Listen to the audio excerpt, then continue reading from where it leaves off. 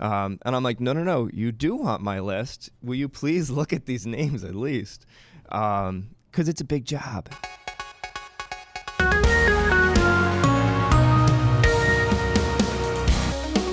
Hello, and welcome to the very first episode of Troy Story, a podcast that explores the history of Troy, New York, one conversation at a time.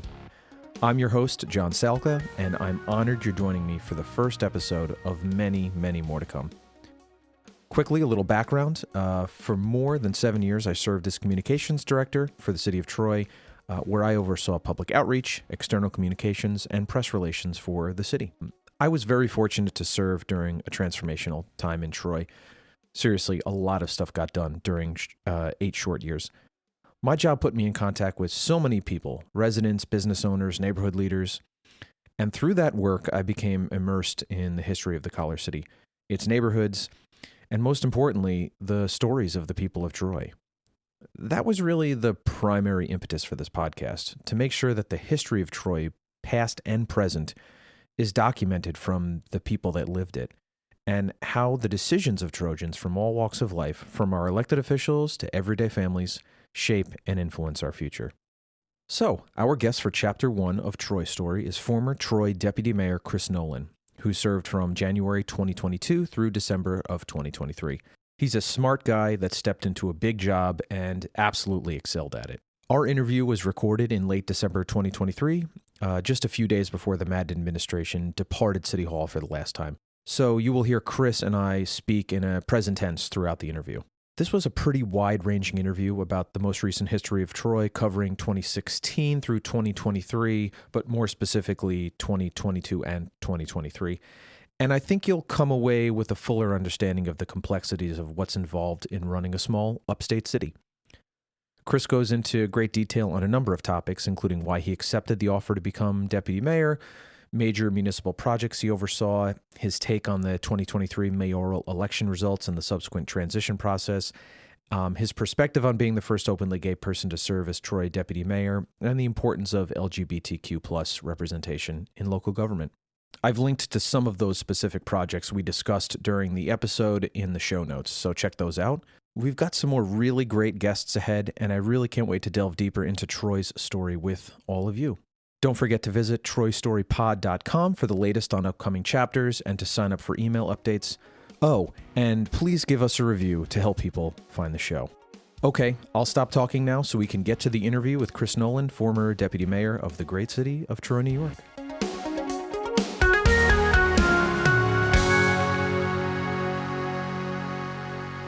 You were appointed deputy mayor in January of 2022. You replaced Monica Kuzieski, who was the first female deputy mayor. What were you thinking at the time when the mayor offered you that job? Did you actually want to take it initially?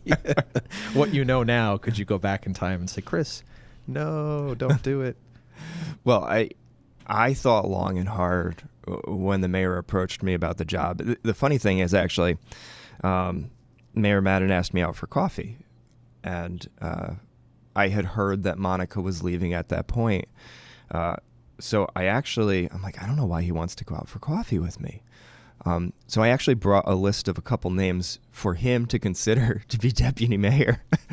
And, as the conversation went on, he goes, Chris, I don't want your list. That's actually pretty funny. Yeah, it was funny. Just, and I'm like, no, you do want my list. Will you please look at these names at least? Because it's a big job. There's a lot to it. I had a good job at RPI, right? There was a new president coming on, and I've had some great interactions with President Schmidt.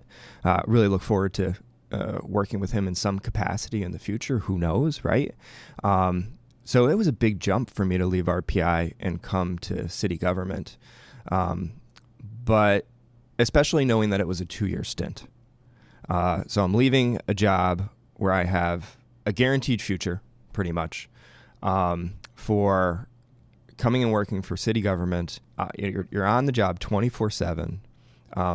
You're constantly dealing with whatever issue. I don't want to say problems or troubles, but whatever issue, challenges comes up. But what it came down to is this has been a fantastic opportunity to help the community.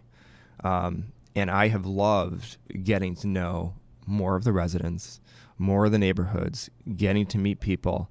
And the most rewarding thing about it is, while I can't do it in many cases, but being able to help people, the water main break up in the Berg. The Berg. That's right. The Berg. And, that was all hands on deck. But then it was also, okay, how does this impact the residents in the surrounding area? How does it impact? It went impacted from North Troy, Lansingburg, all the way down to South Troy. And there were a lot of different moving pieces that day. It was a large pipe. And not only does that impact our residents, but then, our water system is our crown jewel here in the city of Troy. And we provide water, clean, safe water to other local municipalities, which were then also impacted by the water main break. So what was really rewarding for me through that process, though, was to work with our crews, to work with the residents, to problem solve, to be able to address it quickly, to be able to put the resources that we needed into place, and then to hear the thank yous from the residents after the fact. Because that doesn't happen all the time, right? A lot of people, you usually hear the challenges, the negatives, but we had such an outpouring of support. Do you think that reflects the way residents perceive City Hall and the work that they do? In my opinion, the best way that city government functions is if you don't even see it, right? It's always working in the background. It's always, exactly. There are some people whose approach to government is to have meetings.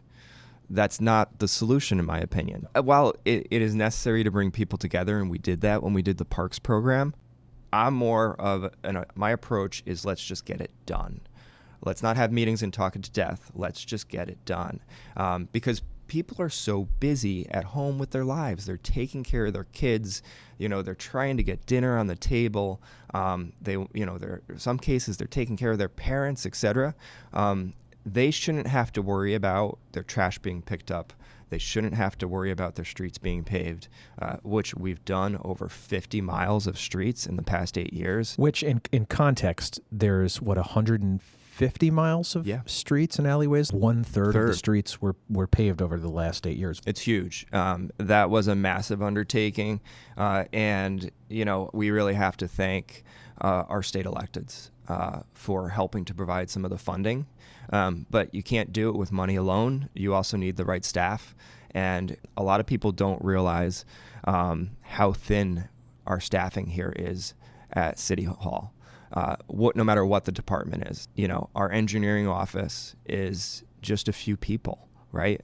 And in the engineering office, one person oversees all the street paving in the city, both helping select what streets need to be done based on they're looking at the current condition. They're looking at, what's the usage going to be, how much traffic does it get, et cetera. And actually, I want to, since we're talking about paving, there's 2 key streets that are on the list for next year that we've been working on with different engineering groups, Stowe Ave and Campbell. Stowe Ave in South Troy, and Campbell Avenue, which connects, Emerald Greens up across to the east side. That's exactly it. And if you've driven Campbell, it needs attention. We had 2 options with both Stowe and Campbell. We can repave it, which we could have done this year, and then it would break down in a year or 2. Well, that's not a long-term solution. That's not a solution that does justice to our residents. So what we did is, instead of just paving over the problems, we have hired an engineer. They're working with our staff and the community to figure out what are the underlying issues with Stowe Ave and Campbell Ave. What are some infrastructure changes we can make so when we pave over that road next year, which is in the works, pave over that road next year, it doesn't last a year or 2. I want it to last 10 years. right? And that's better for the community. That's better for all the cars that are traveling over those roads. So Right. I know those are type of things that we hear. And if you don't know that background work is happening, you might be like, why is the city not paving these? Well, Right. It takes time, and we want to make sure we do it right. Probably the things that infuriate average residents the most was when a street would get paved and then some sort of utility work had to happen under the street. Even like a water main break would happen and you'd have to rip up a section of the road that you just paved. I will say having to go dig up a road or do something after we have paved it is one of the most aggravating things about the job. But in some cases, it just can't be avoided too, right? Sure, you can't account for everything. Not with 150 plus miles of roadway throughout the city. Got a question? Have a suggestion? We want to hear from you. Drop us a line at mail@troystorypod.com. You can also find us on social media, including YouTube, Instagram, Threads, Facebook, and even the digital wasteland known as X, formerly Twitter. And now, back to the show. What are we, less than a week from the end of the current administration's second term? And even though you're about to cross the finish line, there's still like a lot happening. I mean, just today I saw the photos on Facebook. There was the fire department promotions for the new chief, Rich Salucci, correct? It was wonderful to be able to promote Rich to chief of the fire department. He's going to do a fantastic job. In addition, we had 7 promotions within the department that we did today. The mayor performed those. And that comes on the tail of the 17 firefighters that we welcomed this past September. Things are going, we have a lot of needs in the different departments in the city, but we've done a lot of work to fill those needs. People are counting the days. It's commonly said to me, "Oh, you must be counting the days. You've got 2 weeks left, 1 week left," and I'm like, "Yes, I have 2 weeks left, 1 week left, now days left, and yet so much left to do." And there will be more left to do, I know, come December 31st. Let's just go to the election. The election was 2 months ago, the mayoral election, the first one in 4 years since the mayor was reelected. I mean, what has the last 2 months been like? We started off getting all the information ready for the transition, reaching out to the mayor-elect and her team to set up meetings, whenever they were ready, right, to sit down and have conversations about the various different projects. There is a lot to city government that people don't see, whether that be code enforcement, and the different projects they're working on. Think about this past year with Harbor Point Gardens and the evacuation we had to do. Right. Think of we had to demo a few buildings and all the legal issues around that, which involved the corporation council and going through the courts. And that's just one little piece. Then add on top of that sanitation, add on top of that recycling, add on top of that the day-to-day operations, city engineer, the engineering office. We're without a city engineer right now, but we've got a lot of projects going on, as with the different parks, the construction that we're seeing and that we're going to see into the new year. You've got DPU, so water sewer. Think of the water main break that we had up in Lansingburg. So just think of all those different projects, different things that are going on, whether they be emergencies of the moment, right, like a water main break, or long-term planning, like the lead line replacement program, like where our parks are with those programs, whether that be, paperwork and different grant applications we've got with the state and the feds, bringing the new administration up to speed with all of those various items in what is really a really short time window, right? So you have less than 2 months to bring them up to speed on all the various programs that the administration's working on. And it's my hope that I know they will bring their own focus on day one, but it's my hope that they will continue the work that we have spent so long on, whether that be the parks program, whether that be, our Clean Streets initiative with the new garbage cans throughout the city. I want to see that expand to recycle bins throughout the city. There's a lot of different opportunities into the future, and it's my hope that the administration is going to continue that good work. It's bittersweet. People do, ask how it feels. It sucks some days. I do want to see the new administration succeed. They need to succeed for all of us. all the residents in the city, because the city of Troy has been moving in such a positive direction, and we want to see that continue. That's kind of where I was going to jump in. You're right. You do want an incoming administration to succeed, no matter who they are, whether you voted for them or not, because their success is going to impact all of us, whether you're taxpayers or residents or families or business owners. I certainly wish them the best. I'm sure everybody else feels the same, and I'm hoping they will be. It will be interesting to see the balancing act that the incoming administration does, the contingency for the city. So that's your rainy day fund, right? If you think of your bank account, that's what's sitting aside for savings in case you lose your job, in case something happens. When Mayor Madden started, that was a little above $1 million for a city with an $80 to $100 million budget. Now it's over $10 million. So, and that's still not enough. That's the rainy day fund in case a pandemic happens again, right? You need to make payroll. You need to make sure that you can meet all your obligations. I'm hoping that they don't raid the rainy day fund for the city. Let's continue to build that. Let's continue to invest in our city in a fiscally prudent way. And it's possible. It just takes tough choices. And that's what we've seen over the last 8 years. And that's what I hope that we continue to see in the new year.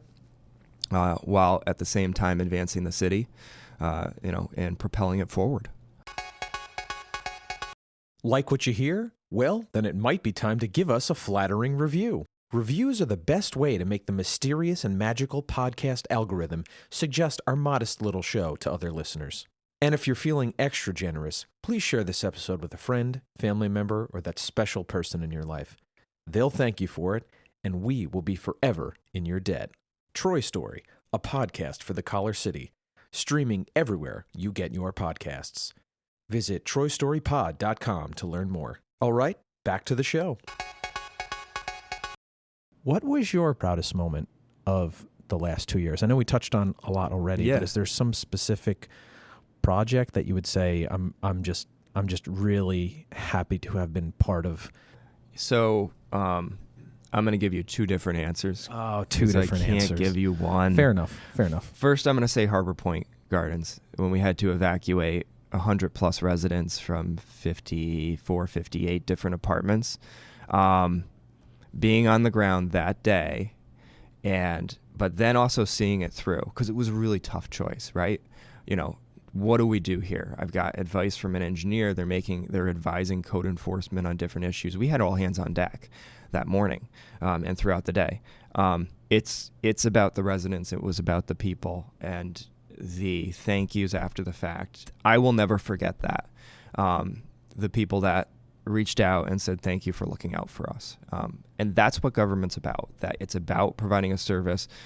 It's about keeping an eye on, properties, et cetera, and being there when people are needed. Secondly, bigger picture, there was a lot of long-term stuff.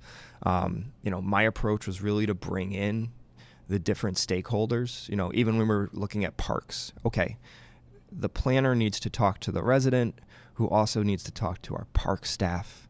You've got various different people with different pieces, right, that are part of this puzzle. And I really enjoyed bringing them together to create a better product. But I do want to mention, and I think this is one of the reasons why the mayor decided to bring me in, I was involved back in 2014, when the city was putting together the comprehensive plan.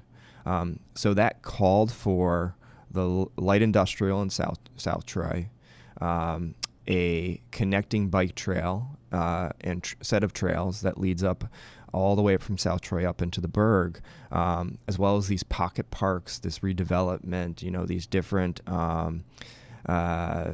economic development sites throughout the city. And that was all part of the comprehensive plan, the first comprehensive plan the city undertook since the 1960s. Years ago, someone brought out the original comp plan. It was almost, it was strange, it was cutting edge at the time, and now looking back, it's like, God, it was so. It's almost anachronistic when you compare it to the Troy of today. Well, and I'm so happy that some things from that plan didn't move forward, right? 787 was supposed to be on this side of the river. People forget that our downtown, our neighborhoods would not be what they are if 787 was on this side of the river. So thank goodness some things didn't come to fruition, right, in the 60s. That said, what I love about the comp plan is, because we put a lot of time and effort into it, and my hope at that point was, geez, I don't want this to sit on a shelf. Well, we're actually seeing a lot of these things come true. We're seeing funding from the state and the feds for the Congress Street Bridge to reconnect River Street. So now you can head into South Central and then into South Troy. I was also involved with, fortunately, I had the opportunity to be involved working with Monica on, the uniting line about, how Hoosick Street divides our neighborhoods and how can we reconnect those neighborhoods together? How can we bring people together? And that's also, by the way, since I've become deputy mayor, one of the pieces that I've been involved in as far as our parks. How do we bring our neighborhoods together? And that's been a core focus there.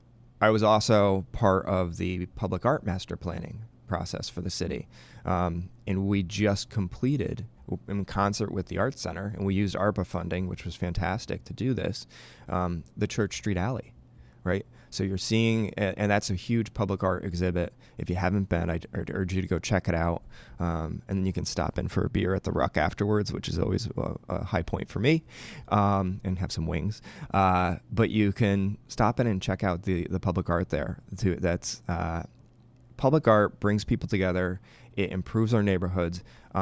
It draws attention to different aspects of the neighborhoods. And when we invest in areas, you in turn are going to see investment from private entities. So the businesses are going to invest more in their neighborhoods. It's the same thing with Main Street grants, right? When you go and do improvements, when we use CDBG funds, which is a federal HUD, Housing and Urban Development Funds. When we do that to replace sidewalks, you then see the neighbors go and invest in the front of their buildings, right? That's what we are trying to do here in the city of Troy, is to invest in our neighborhoods and bring attention to the special qualities that are in them as well. Yeah, totally. It incentivizes, it inspires people to they themselves then feel a sense of ownership over the neighborhood that they live in and want to beautify it. Do you love email newsletters? Who doesn't? Head over to TroyStoryPod.com to subscribe for email updates from your new favorite podcast, including upcoming guests, episodes, and even bonus content. Well, what are you waiting for? Okay, let's get back to the show. We do a lot to help our residents here, right? We do a lot to try to create a community that you can live, work, and play in. What I'm really proud we did was we launched a new initiative called Troy Has It. And that was a marketing and tourism initiative, and that came out of conversations with the different companies that were here. So a lot of the business owners and the leaders of these different companies said, Chris, and we had conversations with the Chamber of Commerce, we had conversations with the BID previously. It was, I don't know the story. I know the story of Troy personally. I know what I like about it, but we have no place to direct people to. We have no place for them to find out where they, what the special things are here from Prospect Park. At least not a centralized exactly. location, like a tourism-oriented, exactly. specific to That's Troy. It, yeah.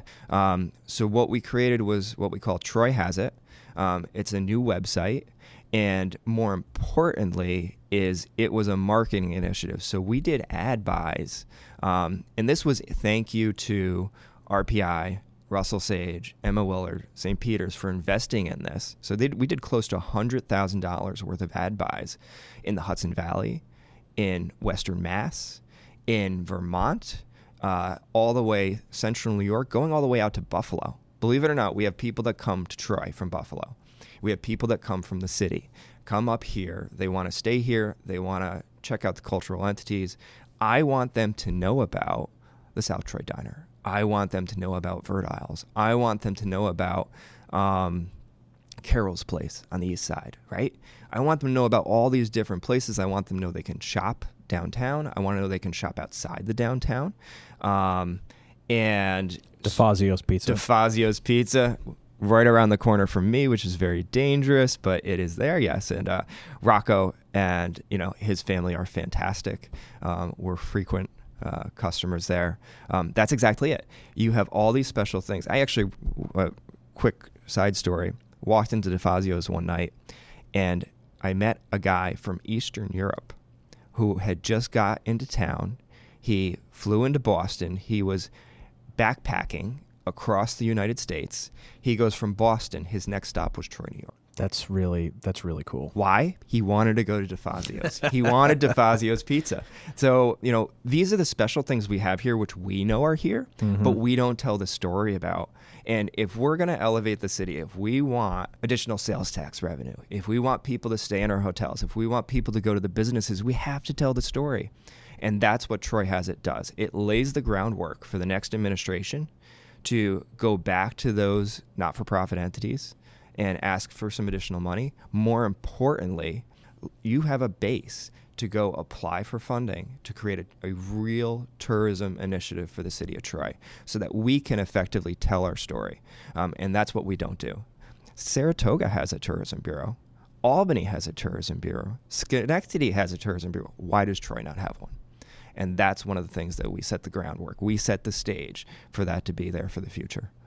Yeah, there's so much here. And the Troy Has It website, I'm actually looking at it now. So it's troyhasit.com.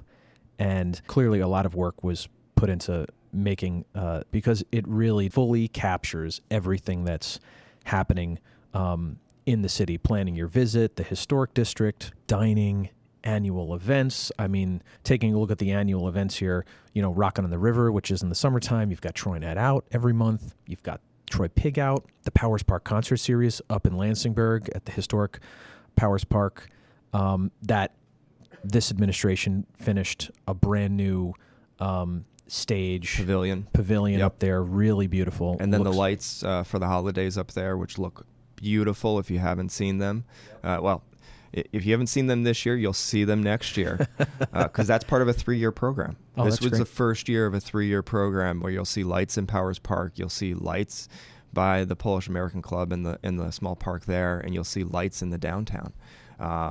It looks really nice. I drive by it. Like I said, I live up in Lansingburg, and it's really beautiful to drive by that park that had a lot of investment put into it already. The recreation of the wrought iron fence on the other side of the park, to restore that fence, to redo the sidewalks around that park, to improve accessibility, to have that new pavilion and music stage up there. It really amped up that park, that space. It's kind of dead, and now it's alive. And if you love that, just wait till the summer when just a little bit further north at 112th Street Park, you're going to have the new splash pad coming into that's going to be constructed in 2024. I didn't know the that. new That's playground space up at 112th Street Park. Right across from the Lansingburg Boys and Girls Club. Yeah. Which we have moved the playground and the splash pad, working with the Boys and Girls Club, so they can bring the kids out over the summer, and that gives them a space to play close to the Boys and Girls Club. So the playground's going to move from one end of the park to the next. It's going to be a brand new facility.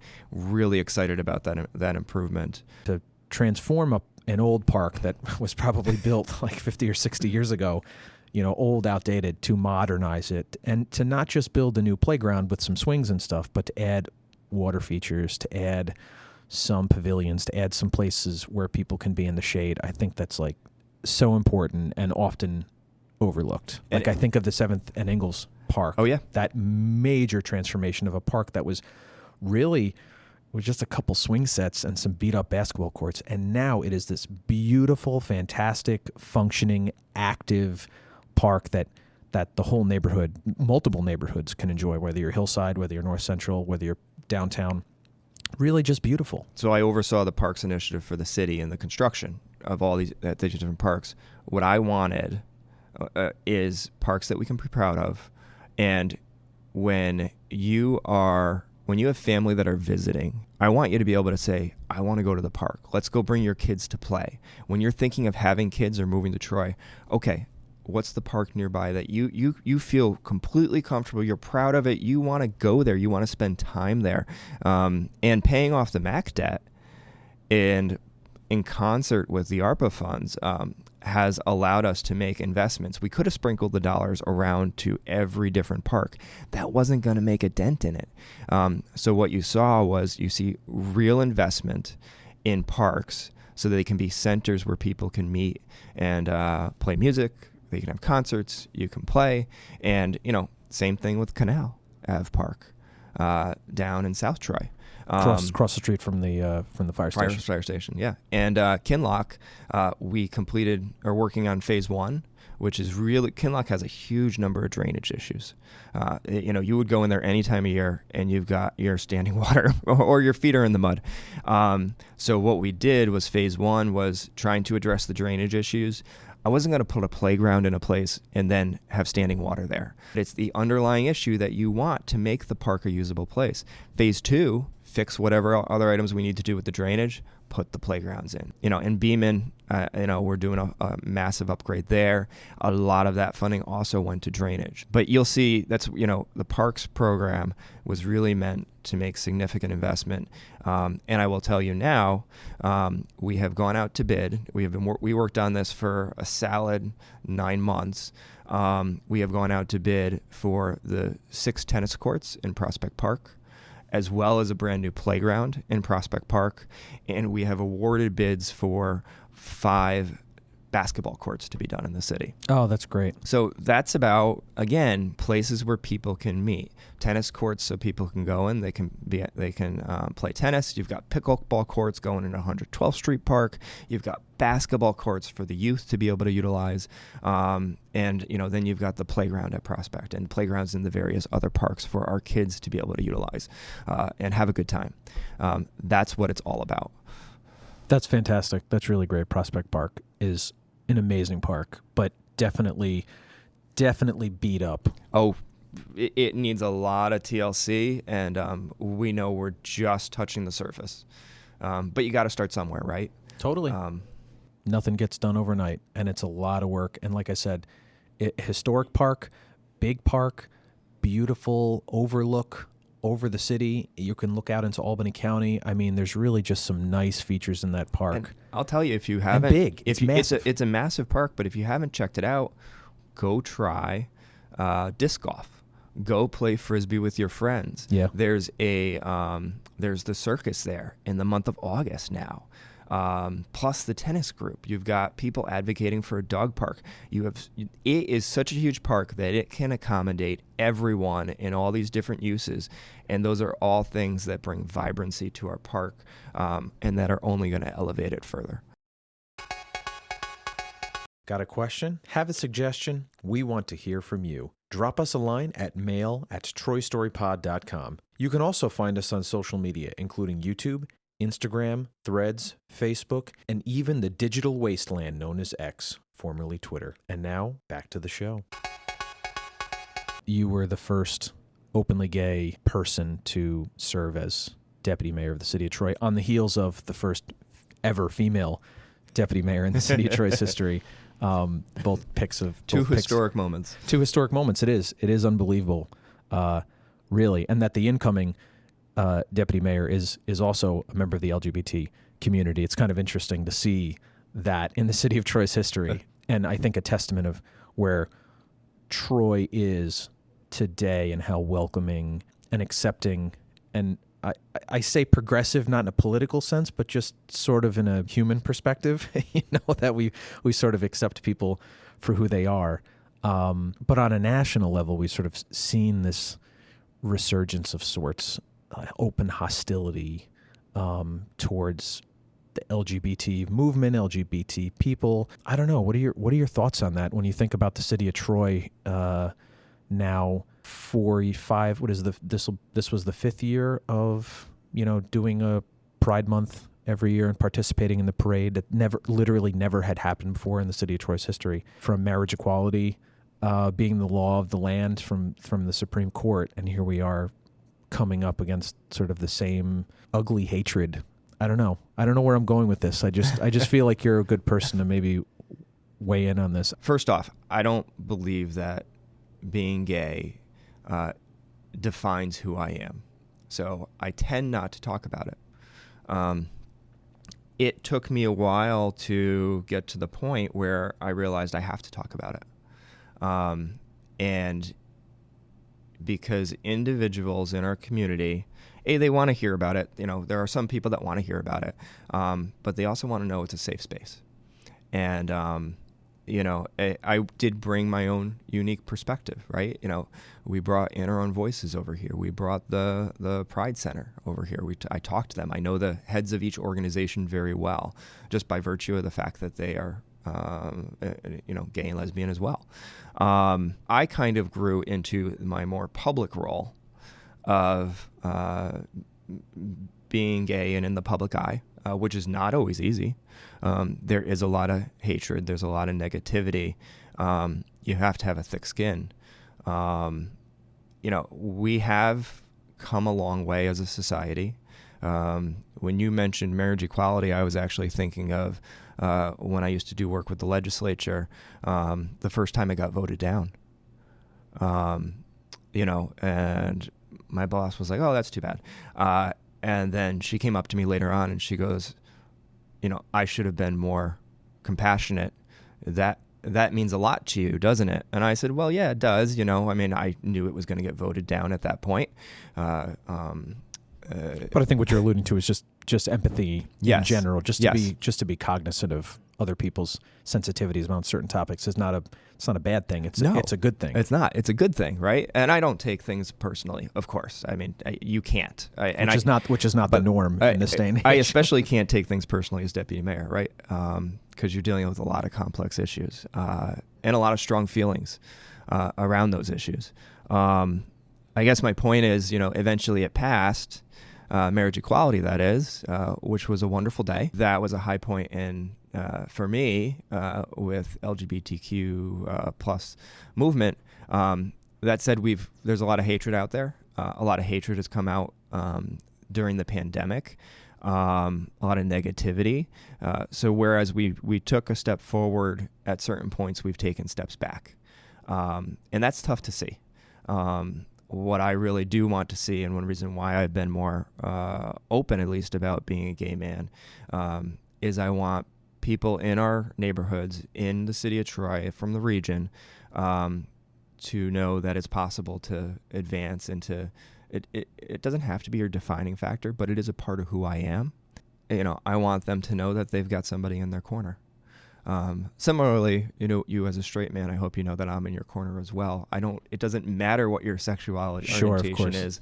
There is a place for all here in the city of Troy.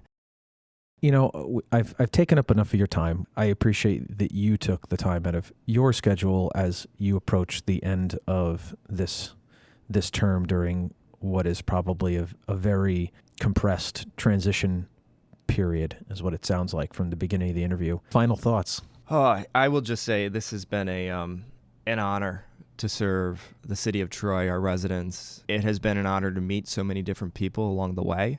Looking back, I wish I had been. There are things I wish I could have gotten done. Government always goes slower, and this is what I think a lot of people don't realize. Well, they see it, but they don't fully realize it. They don't know why government goes slower. I remember the last year we installed the fitness pads. Okay, well, I had to procure the concrete for the fitness pads. Then I had to procure the installation of the fitness pads. Then I had to procure moving the fitness pad. I mean, there were so many different logistical pieces, and it all had to be done in a very short window. I don't know how we did it, actually. When he says procure, Chris is mentioning the process in which a public entity like a city has to go out to bid for a service, right? Correct. Exactly. Right. And it's there for a reason, right? I mean, we obviously want to ensure that we do the right thing and that there are checks and balances. Sure, that takes especially time, considering the city's past pensions for overspending. Exactly. And then add on supply chain issues, right? Those were probably my biggest frustrations, and those are the frustrations that I think our residents saw. I wish I had been able to do more in those areas. In some cases, it's just outside our control. That said, I think we did an incredible amount. in the last 8 years with Mayor Madden. I feel like we've done an incredible amount in the last 2 years. And it has been an honor to serve our residents. This is something I will look back on throughout my life as a defining moment, right? And a defining moment to really help move Troy forward. And I don't regret it any day. So I just want to say thank you. Thanks, Chris. I appreciate you being the first guest. And I appreciate all the work that you did. Obviously, when I worked here, as your subordinate, you were my boss, but also on a personal level, your friend. I've always valued your friendship. I've always valued your advice and your insight. And when I was making the list of guests, you were one of the first people I put on the list for a whole variety of reasons. And I know that we'll probably talk again, not for a podcast episode.